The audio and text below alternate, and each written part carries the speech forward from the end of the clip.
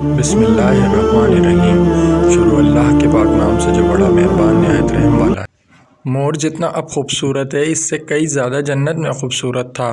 مور کی خوبصورتی پہ سبھی پرندے فدا تھے، لیکن ان سب خوبیوں کے باوجود مور سے ایسی کون سی خطا ہو گئی تھی جس سے اللہ تبارک و تعالیٰ نے مور کو جنت سے نکال دیا۔ اللہ تبارک و تعالیٰ نے جب حضرت آدم علیہ السلام اور اماں حوا کو پیدا فرمایا، اس کے بعد ان کو جنت میں بھیج دیا۔ وہ دونوں جنت میں بہت ہی پرسکون رہتے تھے، بہت ہی لذیذ میوے کھایا کرتے تھے، لیکن ایک اناج جس کا کھانے سے اللہ پاک نے انہیں منع فرمایا اور وہ اناج گندم تھا۔ جب شیطان کو یہ خبر ہوئی کہ حضرت آدم علیہ السلام کو تمام میوے کھانے کی اجازت ہے لیکن گندم کھانے کی اجازت نہیں ہے، تو شیطان انتقام کی آگ دل میں لیے جنت کے دروازے کے پاس بیٹھ گیا اور 300 سال تک وہاں پر بیٹھا رہا کہ کوئی جنت کے دروازے سے باہر آئے اور شیطان اس سے بات کر سکے۔ ایک دن اچانک سے مور جنت سے باہر آ گیا۔ شیطان اس کو دیکھتے ہی بہت خوش ہو گیا۔ شیطان نے پوچھا، اے خوبصورت پرندے تم کون ہو؟ مور بولا، میں مور ہوں، اب تم اپنا تعارف کرواؤ۔ شیطان نے جواب دیا کہ میں عالم قربا کا ایک فرشتہ ہوں، میں اللہ پاک کی عبادت سے ایک پل بھی غافل نہیں ہوں۔ شیطان حضرت آدم علیہ السلام کی وجہ سے ہی جنت سے نکالا جا چکا تھا، اسی وجہ سے شیطان کی آدم علیہ السلام سے دشمنی ہو گئی تھی۔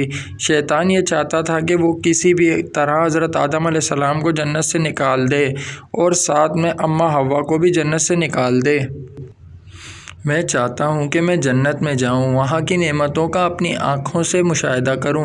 شیطان مور سے کہنے لگا، تم مجھے جنت کے اندر لے جاؤ، میں تمہیں 3 ایسی باتیں بتاؤں گا جس سے تمہیں ابدی زندگی حاصل ہو جائے گی، تمہیں بڑھاپا اور بیماری نہیں آئے گی، تم ہمیشہ جنت میں ہی رہو گے۔ شیطان کی یہ باتیں سن کر لالچ میں آ کر مور نے کہا کہ مجھ میں اتنی طاقت نہیں ہے کہ میں تمہیں جنت کے اندر لے جاؤں، لیکن ایک سانپ میرا دوست ہے، وہ شاید تمہاری مدد کر سکے۔ یہ کہہ کر مور سانپ کے پاس آیا اور اس کو ساری بات بتائی۔ سانپ بھی شیطان کی باتوں سے بہت خوش ہو گیا۔ پھر شیطان کو اپنے منہ میں چھپا کر جنت میں داخل ہو گیا اور یوں شیطان اپنی چال میں کامیاب ہو گیا۔ جنت کے تمام نگہبانوں کو یہ معلوم تھا کہ شیطان یہ چال چل رہا ہے اور جنت میں داخل ہو چکا ہے۔ فرشتے شیطان کو جنت سے نکالنے لگے، تب ہی اللہ پاک کا حکم ہوا کہ اس کو ابھی تک جنت میں ہی رہنے دیا جائے۔ وہ فرشتہ اللہ تبارک و تعالیٰ کے حکم سے رک گئے۔ شاید یہ حضرت آدم علیہ السلام کا امتحان تھا۔ شیطان حضرت آدم علیہ السلام کے پاس اور اماں حوا کے پاس جا کر اپنی محبت کا اظہار کر دونوں ہی شیطان کو پہچان نہ سکے، کیونکہ ماضی کے مقابلے میں شیطان کی شکل تبدیل ہو چکی تھی۔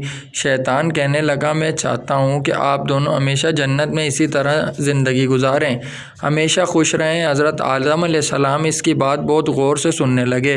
شیطان نے کہا، اگر آپ میری بات مان جائیں تو آپ کو جنت کی اور بھی تمام سہولتیں ملیں گی۔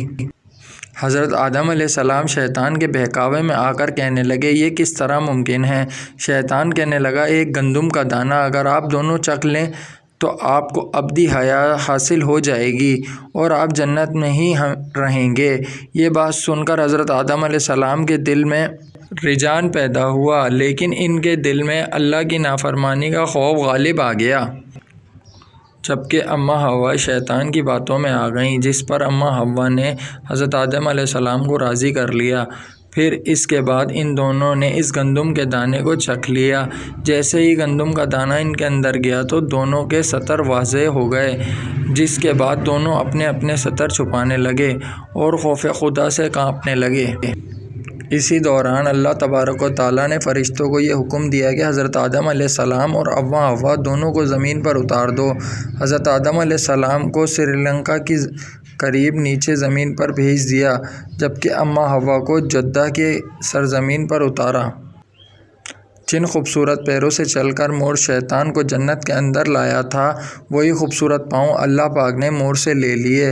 سانپ جو اپنے منہ میں شیطان کو چھپا کر لایا تھا، اس کے منہ کی خوبصورتی خوشبو کو چھین کر اس کے منہ میں زہر ڈال دیا گیا۔